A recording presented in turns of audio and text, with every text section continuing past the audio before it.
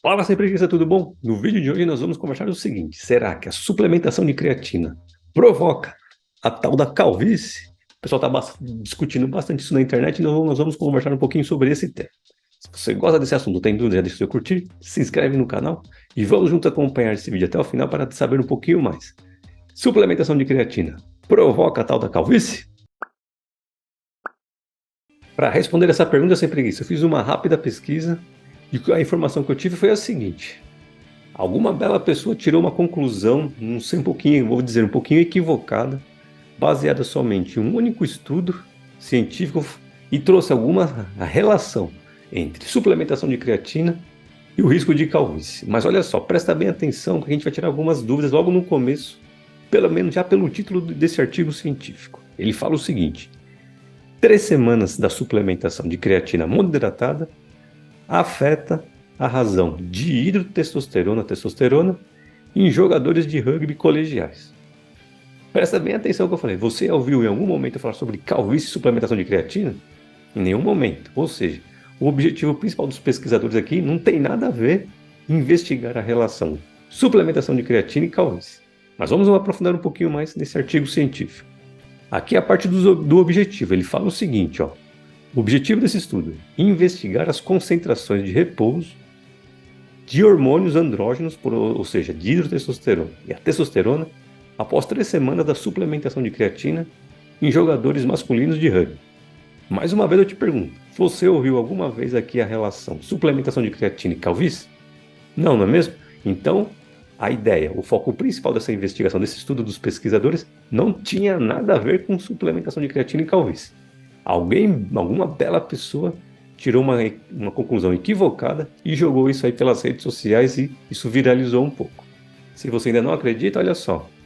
Keywords, as palavras-chave desse artigo científico: suplementação de creatina, jogadores de rugby, atleta, segurança clínica, DHTT, ratio, ou seja, razão de hidrotestosterona, testosterona. Mais uma vez, em nenhum momento ele cita calvície aqui, ou seja, nenhuma relação para você tirar alguma conclusão mais específica sobre suplementação de creatina e calvície. De qualquer forma, vamos olhar um pouquinho mais sobre essa informação, de onde a pessoa pode ter imaginado uma possível associação. Primeiro ponto que você deve saber é o seguinte: a DHT, a dihidrotestosterona, esse hormônio, ele tem uma ação direta no folículo piloso. No longo prazo, altas concentrações desse hormônio pode afinar e diminuir o seu fio, o cabelo. Se ele vai diminuindo no longo prazo, ele vai ficando mais fininho, mais fraco, chega um momento que, por exemplo, ele perde sua conexão com os vasos sanguíneos que passam ali e perde todos os seus nutrientes para continuar firme e forte e se desenvolver. Resultado final, olha que bonitinha aqui essa testa. Ó. Muita testosterona, muita de DHT, o fio vai ficando fraquinho e promove a tal da calvície, não é mesmo? O que o pessoal brinca bastante na internet hoje. E aí? Agora vamos investigar um pouquinho mais sobre esse estudo. De onde ele pode ter tirado essa informação? Eu imagino que tenha sido da seguinte forma que essa pessoa pode ter feito essa conclusão equivocada e errada. Foram 2 grupos. O grupo placebo, ou seja, tomou uma suplementação de glicose, e o grupo que tomou a creatina. Após 21 dias, esse grupo fez a suplementação de creatina e esse grupo fez a suplementação do placebo. E os resultados? Qual que foram os resultados encontrados? Olha só, dihidrotestosterona, DHT. Pessoas do grupo placebo, ou seja, não tomaram a creatina. Dia 0, antes da suplementação, os valores estavam em 1,26 para o grupo que não tomou a creatina e para o grupo creatina 0,98. Então nós já temos uma boa diferença entre esses 2 valores do ponto inicial.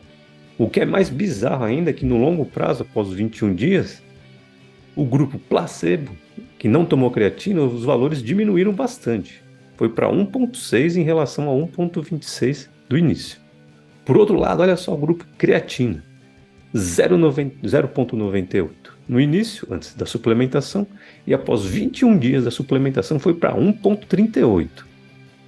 E assim se mostrou uma diferença significativa nesse estudo em relação a quem tomou creatina em grupo placebo em relação ao DHT. Então a pessoa acha que provavelmente ele olhou, nossa, quem tomou creatina aumentou muito mais esse DHT em relação a quem não tomou. Mas qual que é a grande percepção aqui? Que esse estudo é um pouco limitador, por quê?